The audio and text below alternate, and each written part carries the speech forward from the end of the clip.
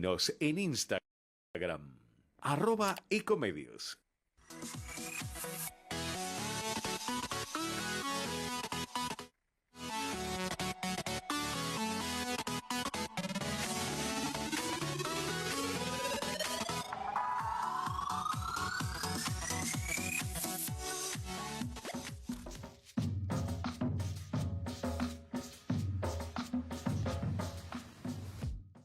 Buenas tardes, bienvenidos a una nueva emisión de Entre Ustedes y Nosotros. En una semana y en unos días, estamos viviendo unos días muy particulares a partir de lo que ocurrió en la mañana, la madrugada del lunes. Pero vamos a saludar a Jorge Enríquez, el conductor natural del programa. Jorge, ¿me estás escuchando? Ahí lo veo a Jorge perfectamente. Bueno, Jorge, estaba diciendo que... Te escuché perfectamente. Perfecto. Bueno, Bueno, te agradezco muchísimo el introducción porque la verdad que es una semana muy triste, sobre todo para los que lo hemos frecuentado, al padre Jorge, a Monseñor Bergoglio.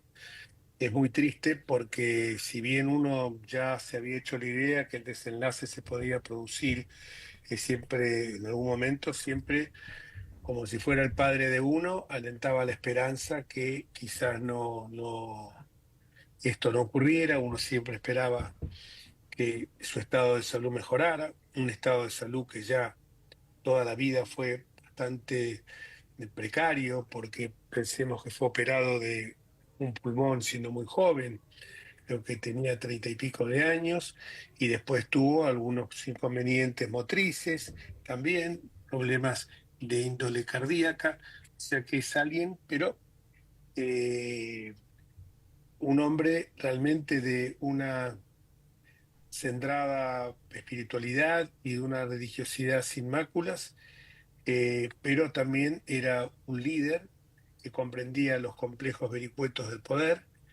Alguien lo definió como un teólogo que le interesaba la política, no un político que le interesaba la teología. Si bien su mirada estaba en el cielo, sus pies transitaban los caminos de la política. Y de ahí que fuera una voz permanente de consulta para dirigentes de muy diversas extracciones.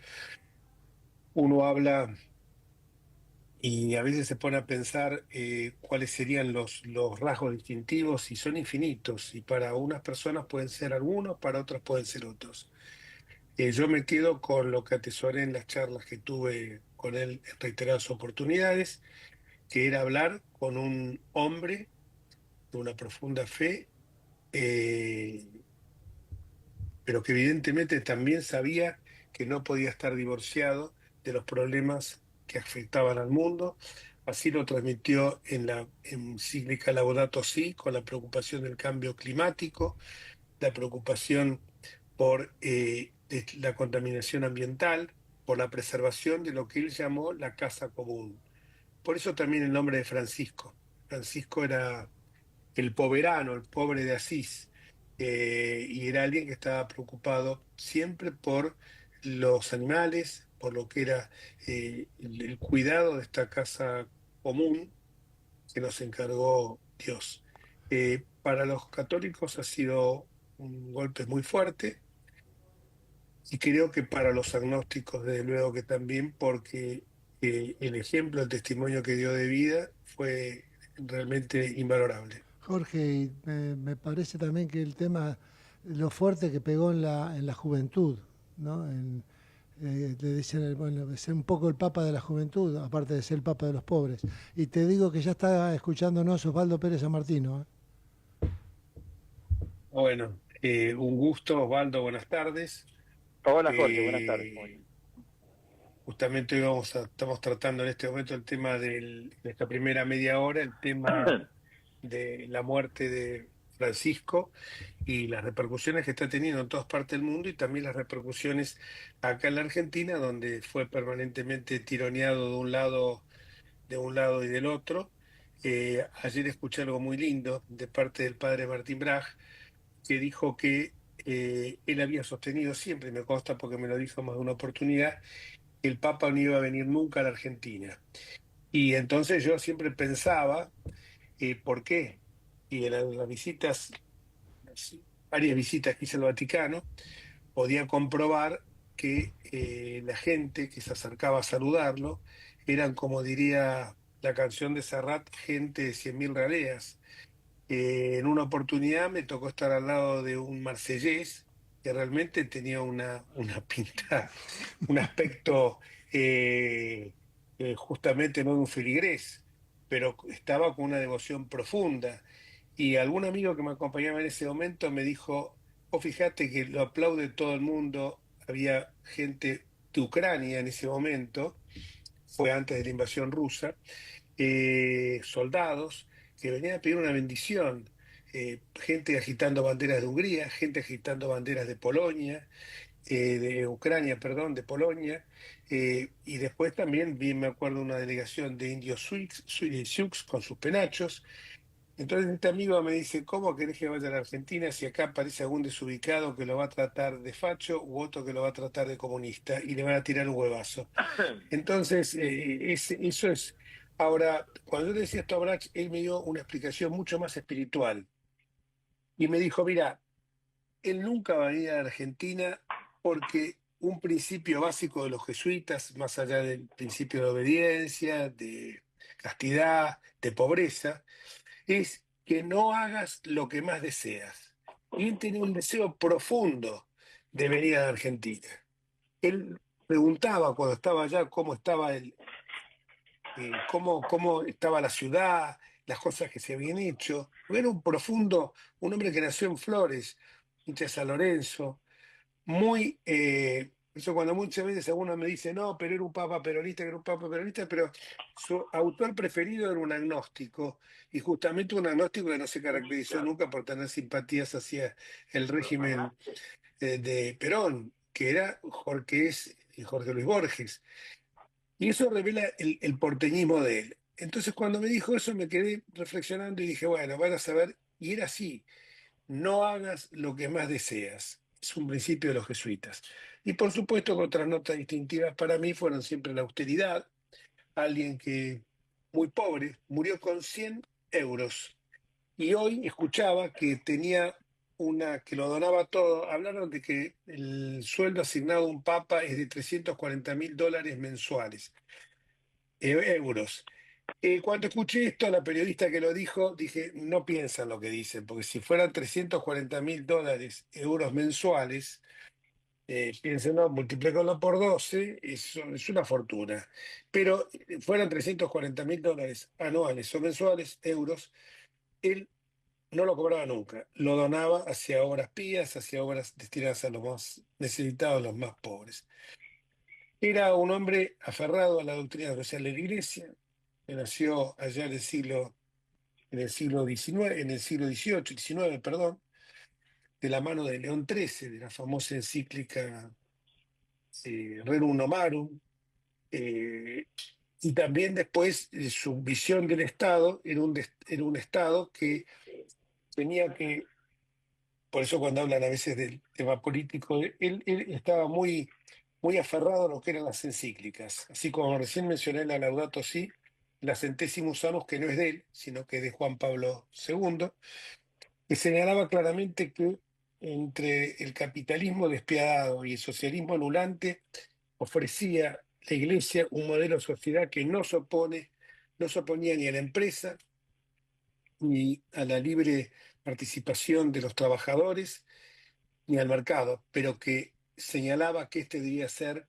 controlado para satisfacer las necesidades más elementales de la sociedad.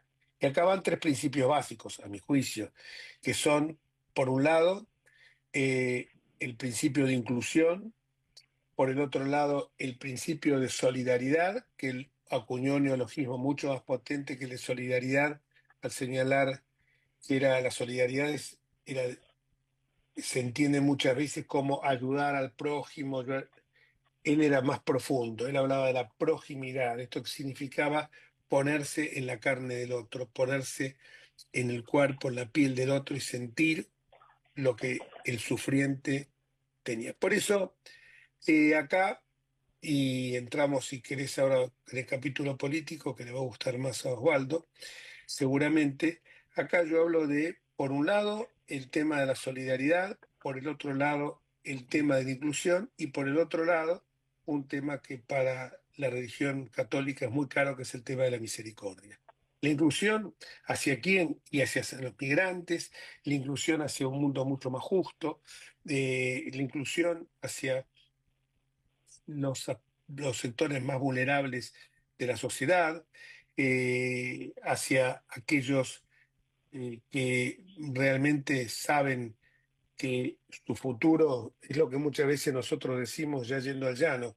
La diferencia entre un argentino que nace de este lado de la General Paz y otro que nace del otro lado es sideral.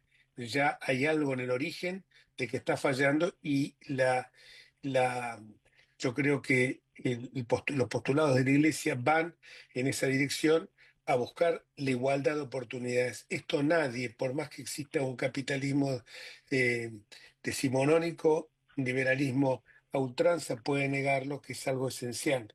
Nuestra Constitución, que tan liberal siempre se proclama, y lo es, justamente habla de que todos los hombres son iguales ante la ley. Parafraseando esto y llevándolo al terreno religioso, es todos los hombres son iguales ante Dios y todos merecen la misma posibilidad, las mismas oportunidades. Y yendo ahora sí al terreno político, eh, decía, muy bueno el programa, muy recomendable, por cierto, como todos, pero este en particular el programa de Pagni del lunes pasado, porque le entrevistó a Jorge Ignacio García Cuerva, el arzobispo de Buenos Aires, que no es una persona muy mediática, pero que en estos días, bueno, es obvio que es el sucesor de él en la diócesis de Buenos Aires, ¿no? Monseñor Bergoglio. Y él decía, espero que sea hasta la plena unión de todos los argentinos, cuando terminó la misa en la Basílica de San José de Flores, que era la basílica donde empezó siendo monaguillo Francisco, dijo, no entendieron nada porque en la puerta hubo agresiones contra la vicepresidenta de la República, Victoria Villarroel. Entonces dice, se ve que acá seguimos sin entender nada.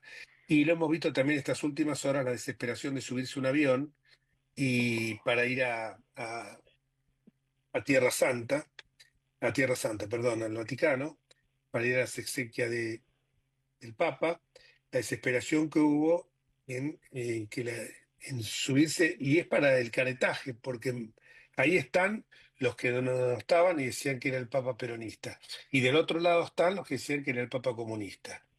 De un lado están el que nos dice que se preocupaban demasiado de los pobres, que eso no es, está mal, y del otro lado está los que decían que del mismo lado, mejor dicho, que sé que se preocupaba mucho de los pobres y decían que eso estaba mal, que eran los que estaban emparentados con lo que dijeron el maligno y los que tantas cosas uno está escuchando en estos días, como que fomentó todo tipo de situaciones en la iglesia que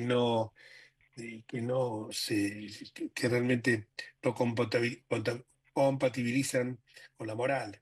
Entonces yo creo que el recuerdo que nos tiene que quedar fue que, así como decíamos de Juan Pablo II, el Papa bueno, y de Benedicto XVI, el Papa de la teología, en el caso de Bergoglio entiendo yo, es el Papa que produjo un ayornamiento en la cátedra de la Iglesia Católica. Este ayornamiento lo podemos ver no solamente en lo que vos dijiste al principio, la enorme participación de los jóvenes, sino también en la enorme participación de las mujeres en algunas esferas del manejo administrativo de la Santa Sede, y por supuesto también su preocupación por los sectores más desposeídos y más vulnerables de la sociedad. Lamentablemente, este tira y afloja sigue y la discusión va a seguir, y bueno, con esto de que en las redes sociales uno lo ve. Ahora yo digo, después de decir el maligno y después de decir todas las cosas que dijo el presidente de la República, yo no tendría cara, la verdad, para ir, porque realmente me parece que hay que ser un poco coherente en la vida. Si uno es boca floja, no es solo con pedir perdón, tiene que, como dijo bien el padre García Cuerva, lamentablemente los argentinos tenemos la lengua muy filosa y no solamente para discutir, es sano, cambiar ideas, sino que la tenemos muy filosa y muy envenenada para lastimar, para herir al prójimo. Y eso es justamente lo que Jorge Bergoglio, cuando decía construir puentes, él condenaba. Dicho esto, también me gustaría conocer la opinión por el tema político, justamente por parte de Osvaldo Pérez San Martino. Mucho no puedo agregar a lo que voy a decir, porque el que sabe acá del tema religioso sos vos, yo estoy muy ajeno a él, pero es cierto que si bien digamos, la Iglesia Católica tiene fieles de muy distintas ideologías, ¿no? Por lo que me hace preguntarme en qué medida debe pronunciarse sobre temas específicos, porque puedes no representarlos a todos, aunque por otro lado tiene que tener alguna doctrina común. Pero lo que vos decías acerca de las encíclicas, de lo que se llama la doctrina social de la Iglesia, empieza con Rerum Novarum. Bueno, Rerum Novarum significa de las cosas nuevas, ¿no? ¿Qué era la cosa nueva? En aquel momento la cuestión social, cuando aparece las grandes diferencias sociales, producto de la revolución industrial que genera el proletariado, condiciones insalubres de trabajo, sin ninguna protección, etcétera. Bueno, hay distintas respuestas a eso. La respuesta marxista es una, a mediados del siglo XIX, a fin del siglo XIX, la Iglesia da la suya, que como vos también lo decías, no implica un rechazo al capitalismo, sino, para simplificarlo, lo que podríamos sintetizar como un capitalismo con rostro humano, un capitalismo que se base en la libertad empresaria, en la libertad, en la iniciativa individual, pero que se ocupe también de los más vulnerables, que asegure la igualdad de oportunidades, etcétera. Todo esto que sin un rótulo religioso ha pasado al constitucionalismo como el constitucionalismo social, ¿no? Y que, bueno, puede ser un denominador común de ideologías muy diversas, como la democracia cristiana, la socialdemocracia, o aún el liberalismo progresista. Ahora, el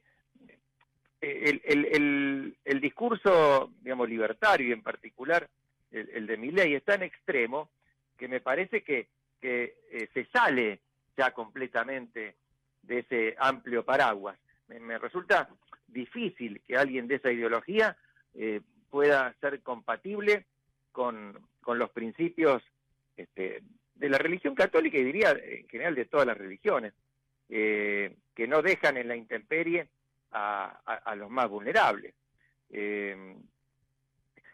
Bueno, más allá de la cuestión personal de Milei, eso de llamarlo a Bergoglio el representante del maligno, que es un discurso religioso también, porque invoca al diablo, como si fuera, en lugar de un representante de Dios, un representante del diablo, es darle un contenido religioso por oposición. Pero, digamos, así como Cristina Kirchner también en 48 horas se dio vuelta, recordar lo que había pasado. Claro, recordemos aquellas primeras horas, inclusive si no, el comunicado, me parece que de ella o del bloque de diputados del kirchnerismo, hablaba de un papa latinoamericano, es decir, ni lo mencionaba por el nombre. Quiero recordar eso, no sé, pasaron tantos años, pero se sentían realmente incómodos. Y, digamos, claro, advirtieron en las encuestas la enorme popularidad que tenía, y a las 48 horas eran los más ortodoxos franciscanos. Así que Milei también no le importa lo que dijo, y ahora irá y llorará en San Pedro y hará algún acting, como se dice ahora. Pero, insisto, más allá de esa cuestión peculiar, la doctrina que él enarbola no puede tener nada que ver con la doctrina social de la Iglesia, ni siquiera entendida en su sentido más amplio. No sé cómo lo ves vos. No, porque estaba escuchándote y coincido. y contigo, y sobre todo proveniendo de alguien, me atrevo a decir que agnóstico, y no voy a hacer la ponderación de lo que pienso de vos, pero una persona honesta, intelectual y personalmente, eh, te lo digo no para halagar a tus oídos, sino simplemente porque esto lo hemos hablado muchas veces, y vos señalabas siempre, sí, hay principios de la iglesia que yo coincido totalmente, o sea, lo acabas de decir, principios que son comunes a todas las religiones y que pueden compartir agnósticos y ateos. Claro, O claro, sea, claro. lo que es complicado es cuando se va a un fanatismo extremo. O sea, y esto lo hemos hablado a lo largo de nuestra vida, de nuestras vidas, infinidad de veces, Osvaldo, y yo rescato muchas veces, digo que no es necesario a veces ascribir a ninguna religión para tener valores, y Hola, digo, hola. y pongo muchas veces, tengo un gran amigo mío que tiene muchos más valores que a lo mejor mucha gente que va al templo o a la sinagoga o al templo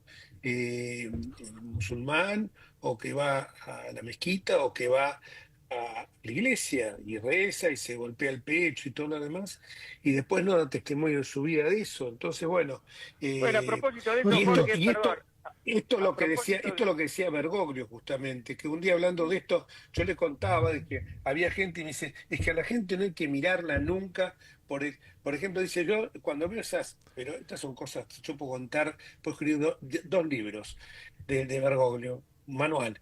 Me decía, él me dice, me da bronca esas mujeres que van y rezan el rosario como una ametralladora, o sea, sin pensar, están para Claro, cumplir una meta. Ta, ta, ta, ta, ta, ta, el rosario 50 Ave Marías y 55 Padre Nuestros, más el Gloria, y entonces decía, y lo están haciendo para ver rápido, a ver cuánto le dan o cuánto tiempo tardan, porque están pensando en otra actividad que van a hacer. O sea, ese rezo es preferible que rezaran un Padre Nuestro de Marías del corazón y no de esta manera. Entonces, eso muchas Jorge, veces es también, o la gente que va a pedir y no va a agradecer, por ejemplo. Disculpame que te interrumpí. no, no, discúlpame vos. Vamos a hacer un corte y después lo vamos a tener a Omar Abud unos minutos. Bueno, pero quería decir algo, perfecto. Osvaldo, perdón. No, no, no, a propósito de lo que vos decías, por lo que estuve leyendo, veía que inclusive en las redes sociales, o Twitter, la única que yo sigo, que muchas personas agnósticas o que no son de la religión católica sentían simpatía por Francisco porque evidentemente por el mensaje que les llegaba y eso a su vez, por lo que leí también hoy, era lo que generaba algún conflicto con los sectores más conservadores de la iglesia, que no veían con buenos ojos esa apertura. Bueno, hoy el gran mestre de la logia masónica del mundo, creo que eso de Italia, publicó algo muy conmovido por la muerte de Bergoglio, señalando que muchos principios, que son principios que yo digo están también en el Evangelio, libertad, fraternidad, igualdad, los principios de la Revolución Francesa en 1789, y saltaron unos que el Papa era masón. Ahora vos te das cuenta, o sea que no podés coincidir en nada. Si vos sos masón, ya estás descastado totalmente, desterrado al infierno. Bueno, ese es el fanatismo que él combatió también, ¿eh? Porque él combatió también ese fanatismo, a la par que alentaba el diálogo interreligioso. Porque yo cuando leí eso dije, pero ¿qué están diciendo estos tipos? Yo leí el documento de la masonería y no era para nada algo que uno puede decir sacrílego, pecaminoso, una blasfemia hacia la religión católica. No, hablaba de los puntos en común que había. O es que no podemos tener puntos en común con alguien que está en las antípodas nuestras. Algo tiene que haber, por lo menos compartimos la condición humana, por empezar eso básico. Sí, además no tiene por qué estar en las antípodas porque una cosa es la Claro que institución no. religiosa, otra entidad que tiene otros fines, pero que en lo que se refiere a cuestiones como la dignidad humana pueden tener la misma visión. Seguro. Después van a decir algunos que somos masones ahora. Bueno, vamos a una pausa y volvemos. Vamos la radio, tu voz, vamos conectados.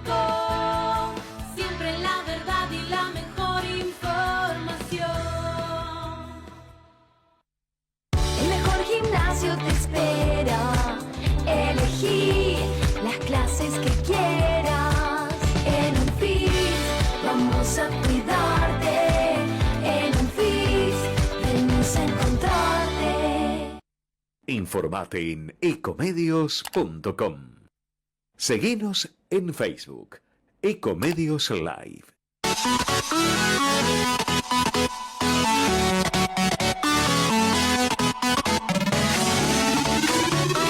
Escribanos en tu ciudad. Nuestro consejo es prevenir problemas.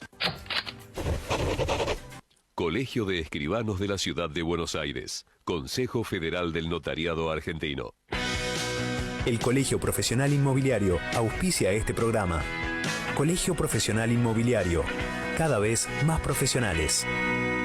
¿Conocéis los planes de salud de Andar, la obra social de los viajantes vendedores? Planes para empleados en relación de dependencia, monotributistas y particulares. Solicita un asesor comercial al 0810-345-0184.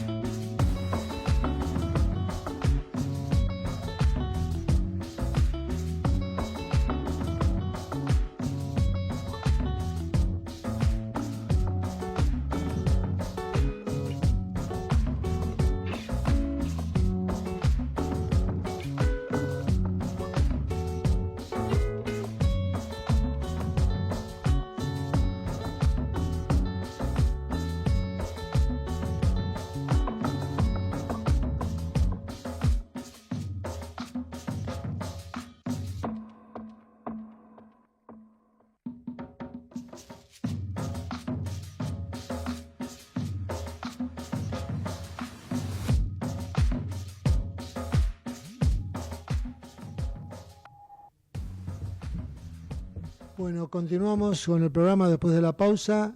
Jorge ya nos está escuchando, y Osvaldo también te lo digo a vos. Omar Abud está conectado con nosotros. Hola Omar, ¿cómo te va? Imagino que como emocionado y emocionado por el fallecimiento del Papa Francisco, y quería unas breves reflexiones como integrante del diálogo interreligioso y justamente eh, porque uno de los grandes méritos, de los muchísimos que tuvo Francisco, es haber promovido eh, el diálogo entre todas las religiones en el ansia o con el propósito de conseguir la paz, paz que en muchos casos, pese a su profunda prédica, a veces tuvo el corazón duro de los hombres que no entendían su mensaje.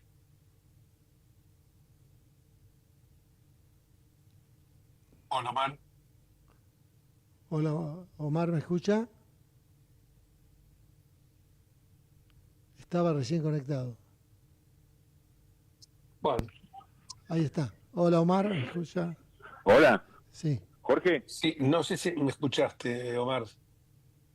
No, no te escuché, Jorge, pero decime, dame Omar, buenas una tardes. línea y Bueno, arranco. estaba diciendo de que teníamos a uno de los representantes, el representante de la religión musulmana, Omar Abud, gran amigo, con el cual integramos el Instituto de Diálogo Interreligioso, y justamente lo estaba señalando, que una de las tantos propósitos, prédicas que tuvo nuestro querido Francisco, era constituir como una forma de generar puentes construir puentes y derribar muros, de ahí la palabra pontífice también, que fue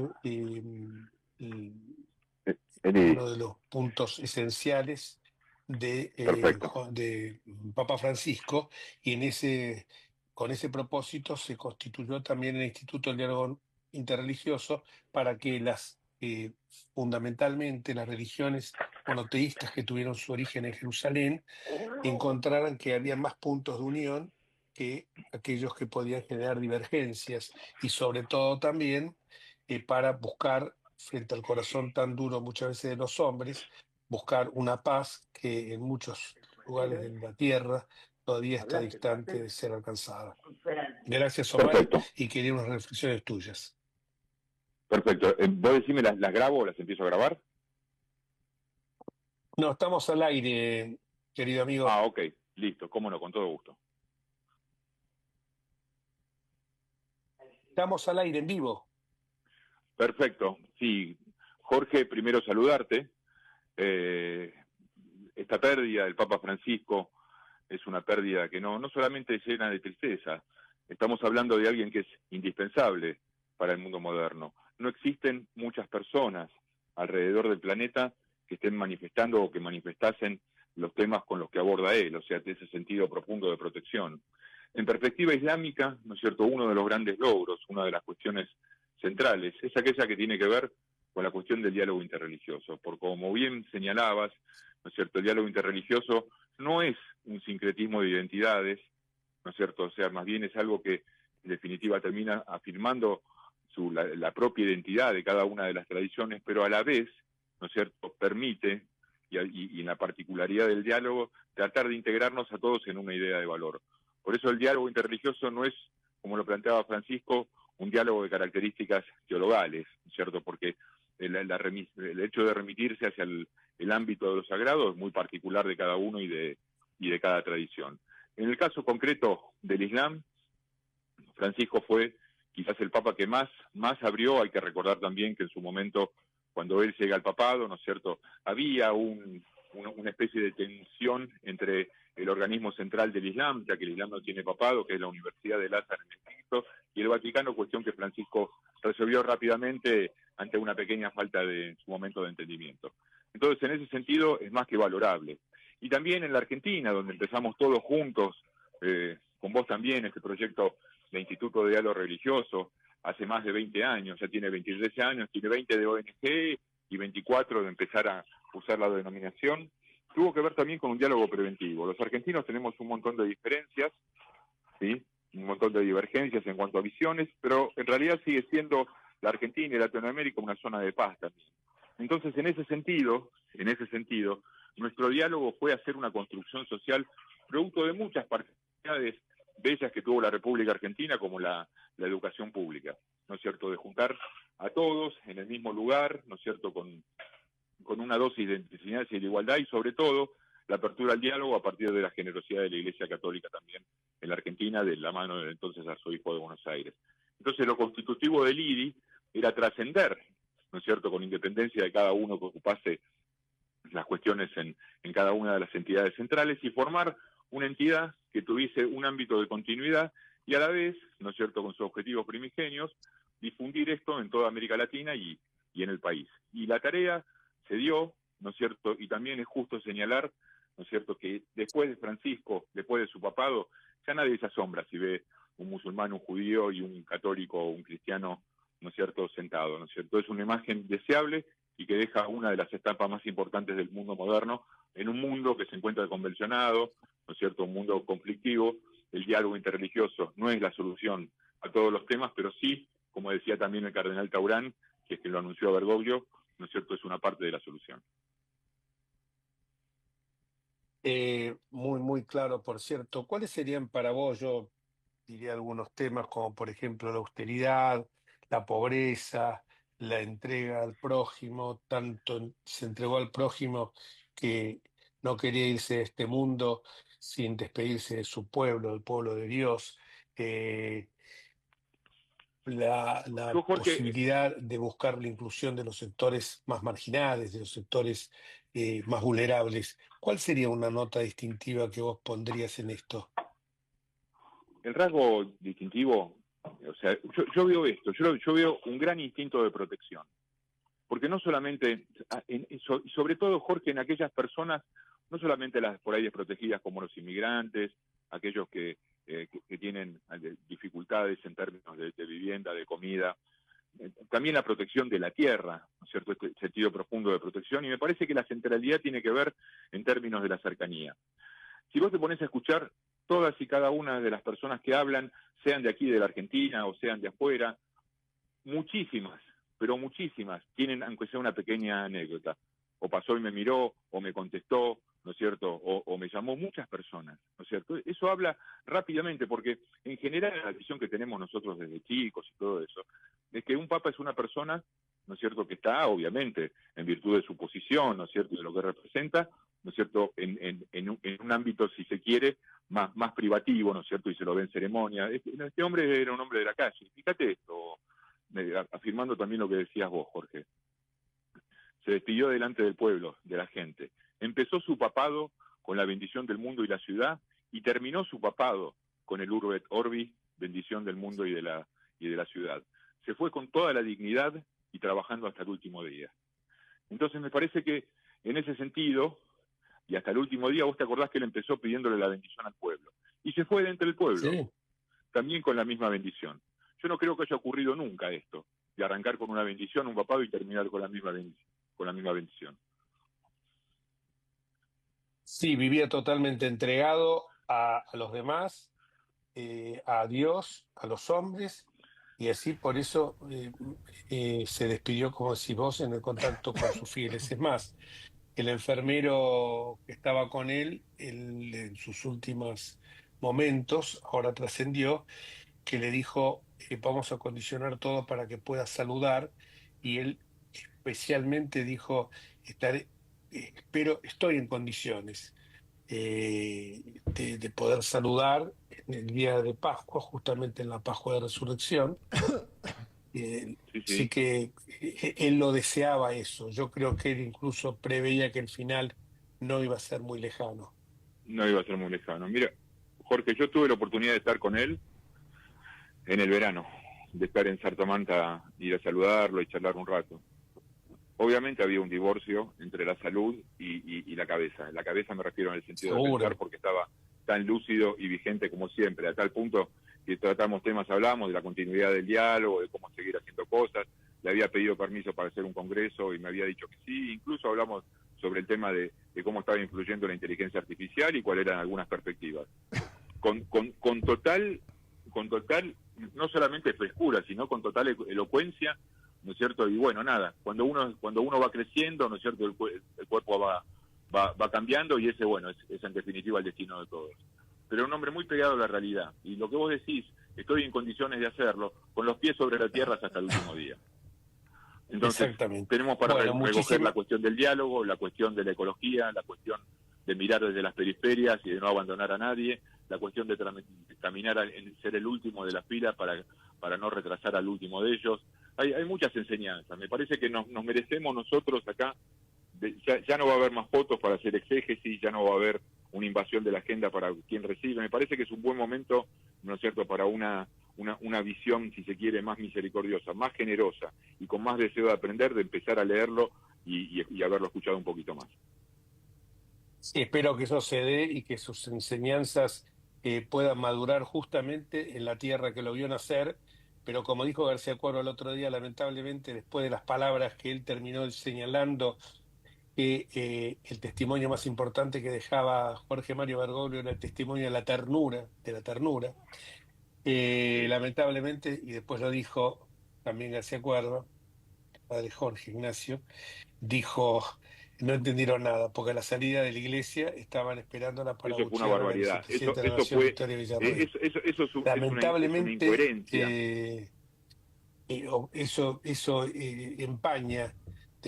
Lo bueno sería, así como yo estaba en la iglesia y me saludé, porque aparte me di la paz, estaba al lado de Santoro, con el cual tengo diferencias políticas, pero que en ese momento es un hermano en Cristo. Entonces creo yo que tengo que ser mucho más empático, tengo que ser mucho más preconizar esa teoría que él hablaba siempre del tema de la proximidad, de amar al prójimo como uno mismo.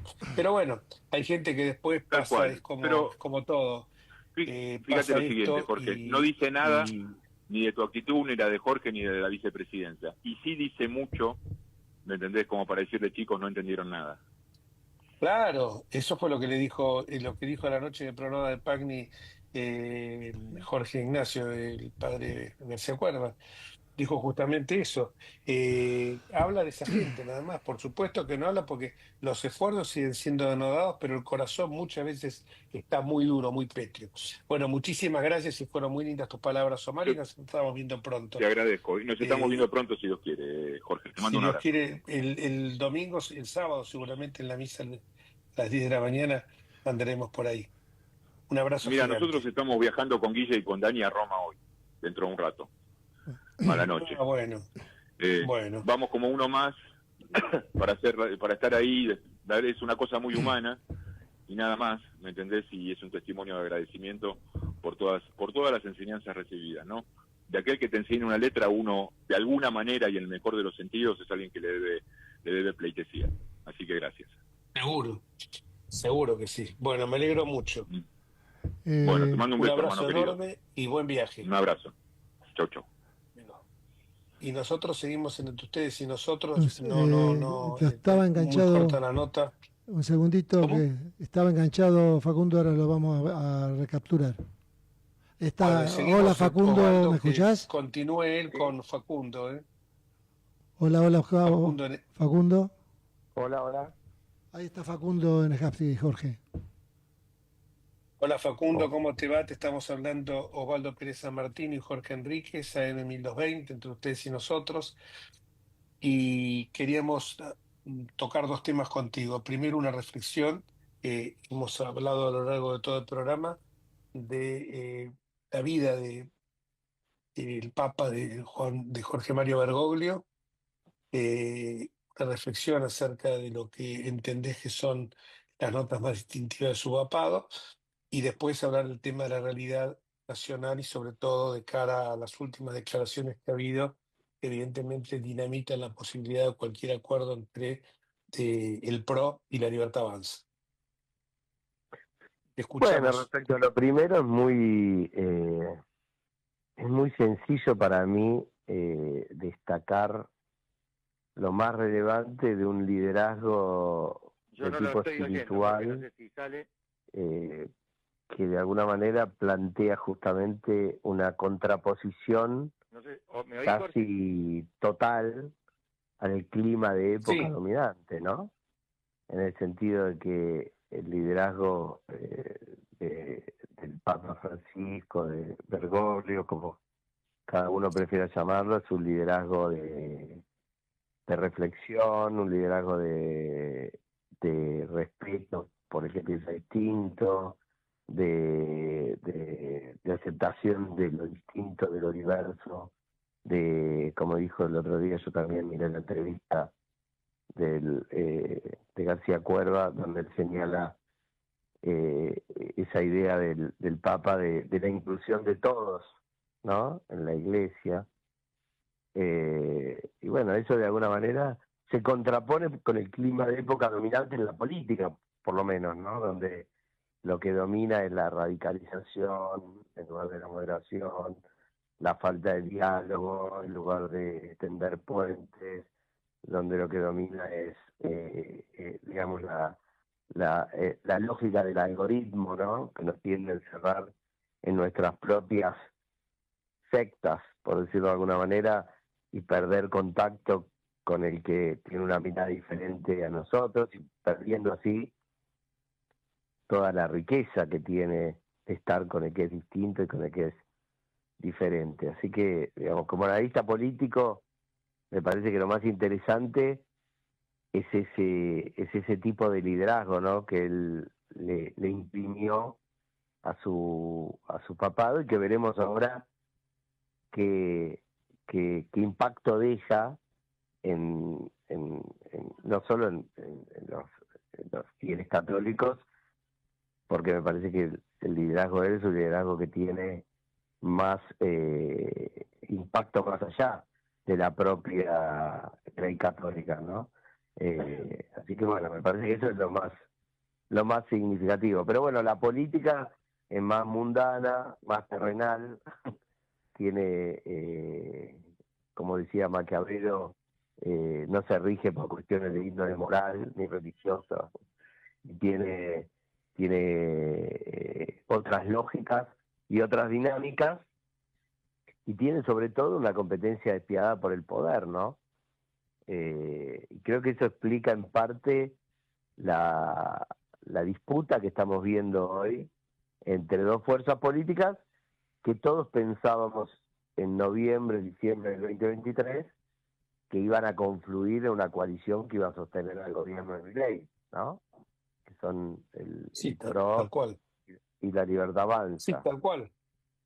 Y yo creo que ahí lo que hay, Jorge, es una competencia despiadada, difícil de entender para el ciudadano de a pie, por el liderazgo del espacio del centro hacia la derecha en algunas visiones, o del mundo no peronista en otras visiones, y una decisión del líder de la Libertad Avanza, del presidente Milei, de su equipo, de que para reafirmar su liderazgo tiene que competir y demostrarle al liderazgo existente hasta su llegada quién es el que manda, ¿no? En una manera muy similar a como hizo Néstor Kirchner desde el año 2005, cuando puso a Cristina Kirchner a competir con Chiche Duhalde en la provincia de Buenos Aires. La otra también era un mismo partido político. Kirchner había llegado con el apoyo de Duhalde al poder. Duhalde pretendía mantener su poder sobre su territorio, sobre la provincia de Buenos Aires, y Kirchner consideraba que para el proyecto político de él era necesario saldar esa discusión y demostrar quién era el ganador, ¿no?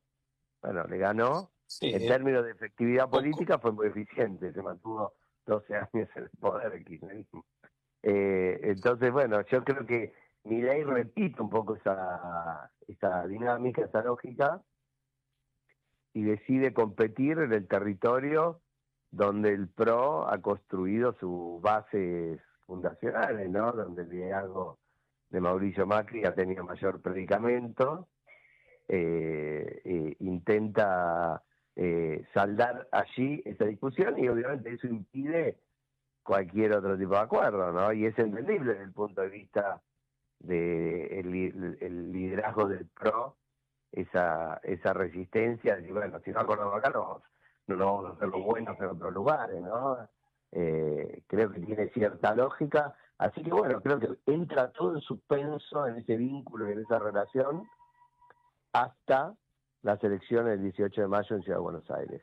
Y ahí es una elección en donde no importa salir primero, ganar la elección, sino lo que importa es quién sale arriba de quién. Es decir, no importa si Santoro saca 30 y gana la elección, sino que lo que importa es quién sale arriba, si sale el PRO o si sale la Libertad Avanza. Y eso nos va a dar dos escenarios distintos. Si sale el PRO, bueno, probablemente va a haber un discurso muy potente de parte del expresidente Macri y de los líderes del PRO, de las principales figuras, que van a plantear que sin el PRO no alcanza, ¿no? Es decir, que esa coalición está incompleta y que requiere el apoyo de esta fuerza que le ha prestado votos en el balotaje y que le ha prestado apoyo legislativo en estos años. Si gana Adorni, si Adorni sale primero, bueno, la Libertad Avanza y Milei dirá game over y veremos el famoso campeonato de salto con Garrocha desde el PRO hacia la Libertad Avanza. Bueno, es la política, ¿no? Nada que ver con lo que estábamos hablando hace 5 minutos, ¿no? ese liderazgo. Totalmente. Pero bueno, las Un dos giro, cosas existen, vimos, ¿no? Así Facundo, somos los vimos seres un humanos. giro copernicano, pero ese, vos hablaste de Maquiavelo, yo digo, es un cinismo maquiavélico pero es así. Yo creo que, ¿está Osvaldo en línea o no, Horacio? Estoy, sí. No, Estoy. quería que agregaras algo. Yo tengo un punto que puedo discrepar contigo, Facundo, más allá de que vos sos un analista político, Osvaldo y yo somos abogados. Estamos en política, Pero obviamente. buena persona, pero buena persona. Pero buenas personas, abogados, pero buenas personas. Y hay un puntito que yo disiento un poco en esto, la relación dual de Kirchner, Macri, Milei, que en el caso de dual de Kirchner, era la misma fuerza política. Y acá cuando Milei habla de traición, no puede decir que lo estamos traicionando porque lo ayudamos en todas las votaciones, por un lado, y por el otro lado somos dos partidos absolutamente distintos. O sea, pero querría contestarme esto después que Osvaldo agregue algún otro punto más. No. Yo No sé si- simplemente le iba a preguntar, después del análisis que hizo sobre las elecciones legislativas en la Ciudad de Buenos Aires, ¿qué es lo que está viendo él? No sé si tienen mediciones, intenciones de voto, cómo se viene perfilando. A ver, vamos primero a lo de las diferencias, por supuesto. A mí me gusta siempre recurrir al ejemplo histórico cercano, porque me parece que ilustra y porque abre el debate y nos permite pensar. Pero claro, no son situaciones gemelas, ¿no? Es decir, entiendo las diferencias a las que vos señalás, se parecen en el sentido que es la competencia por el liderazgo dentro de un espacio, ¿sí? En un momento en que los partidos políticos no tienen las fortalezas y la solidez que tenían en otras etapas de la historia, ¿no? Entonces, más bien lo que hay, uno ve, es un espacio, que es el espacio, insisto, del no peronismo, quizás, o del centro hacia la derecha, que hasta 2020, digamos, pero en 2019 tenía un liderazgo claro, que era el de Mauricio Macri, ¿no? Un liderazgo que emergió en la ciudad de Sí, Buenos seguro. Aires y que era, digamos, no daba lugar a dudas hasta que él pierde su reelección en el 2019. A partir de ese momento aparecen figuras dentro del propio PRO, ¿no? O de Juntos por el Cambio, para ser un poquito más generoso y más amplio, que compiten por ese liderazgo. Bueno, aparece Horacio Rodríguez Larreta, aparece Patricia Bullrich. Como ninguno logra ganar la elección y constituirse en líderes, Mauricio Macri queda como, digamos, liderando una fracción de ese espacio, y Milei, bueno, es el liderazgo emergente. Y esa competencia existe, probablemente porque tengan visiones diferentes acerca de algunas cosas, que por ahí nosotros no tenemos tanta claridad, tanto conocimiento, tanta información, pero lo cierto es que esa competencia existe, o probablemente puede ser porque Milei considera que para su proyecto político no es posible funcionar como una coalición y tiene que funcionar como un espacio político con un liderazgo unificado que no admite lugar para diferencias. Es posible que suceda eso. Entonces, bueno, al final del día el resultado es el mismo. O sea, el peronismo. Seguro. Recordemos que el peronismo, 2 años antes de que Duhalde y Kirchner tuvieran esa competencia, había ido fragmentado en 3 o 4 partidos a la elección del 2003. ¿Te acordás? Kirchner, Rodríguez Sá, Menem, es decir, eso de que es un partido también discutible, ¿no? Es un movimiento que cuando hay un liderazgo eficiente en el poder lo unifica, y cuando no hay un liderazgo eficiente en el poder quizás se fragmenta, se divide, pero bueno, no importa, creo que hay una identidad. Ahora, esto tiene un impacto directo sí sobre la sección de la ciudad. ¿Por qué? Porque hay 2 fenómenos, digamos, por su acercamiento con Milei, el PRO fragmenta Juntos por el Cambio, ¿sí? Porque digo, hay espacios dentro de Juntos por el Cambio que no aceptan la cercanía de el PRO con Milei. En la ciudad es muy claro eso. En otras partes quizás es más discutible, pero a ver, vos tenés a Horacio Rodríguez Larreta, que se siente lejos de Milei, tenés al radicalismo, Evolución, que se siente lejos de Milei, tenés a la coalición cívica, que se... Entonces, eso le fragmenta Juntos por el Cambio en 4 opciones políticas. Y al mismo tiempo, la aparición de Adorni, como candidato separado del PRO, le quita también una parte de los votantes a Juntos por el Cambio. Entonces, Juntos por el Cambio, que era una opción de 50 puntos en la ciudad, casi regularmente, y bueno, ahí se convierte en una opción que puede ser un cuarto, ¿no? Ahora, yo creo que todavía no está claro qué orden van a tener esos cuartos, es decir, el peronismo estará en los 24, 25 puntos que se tenían hoy, o estará más cerca de los 32 que sacó Santoro en su candidatura para jefe de gobierno. Bueno, puede ser, si hay un entusiasmo con la posibilidad de que el peronismo gane la ciudad por primera vez desde el año 93, que Santoro concentre un voto que solo tenga como sentido que una fuerza que no sea el PRO gane la ciudad, una fuerza más con características más progresistas, por decirlo de alguna manera. Eso podría elevar el voto de Santoro.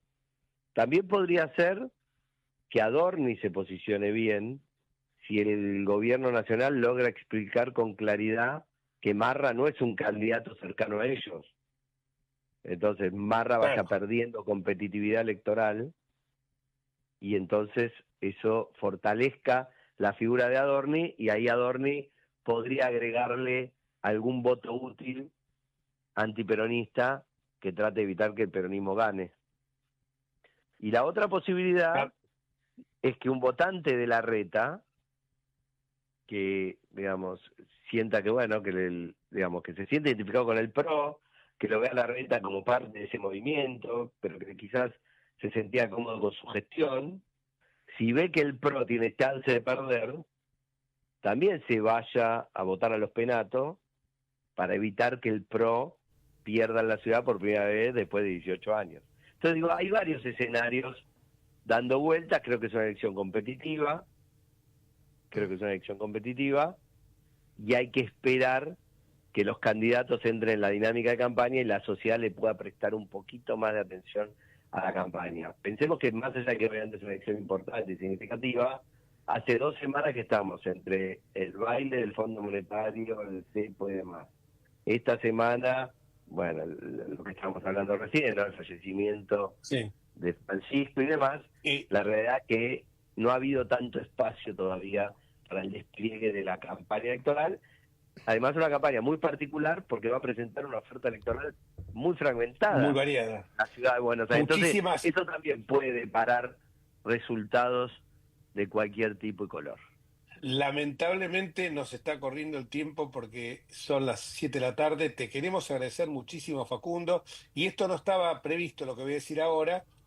El día martes próximo en el Colegio Público de Abogados, de 14 a 15:30, va a haber una charla debate de encuestadores y encuestas, los nuevos actores de la política, con los doctores Facundo Nejamquis y Lucas Romero. Digo, no estaba previsto porque lo vi hace un rato en el celular, así que allí estaremos nosotros también, porque es nuestra casa, nuestro colegio, el Colegio Público de Abogados de la Capital Federal, en la calle Corrientes, 1441, Salón Canale. Eso es el 6, ¿no? Martes 6. No es el martes 6, de 14. Martes 6. Así que en el colegio, en la avenida Corrientes, 1455, piso 4. Y nosotros lamentablemente nos tenemos que ir, y hasta el próximo miércoles, si Dios quiere. Chau a todos. Chau, Osvaldo.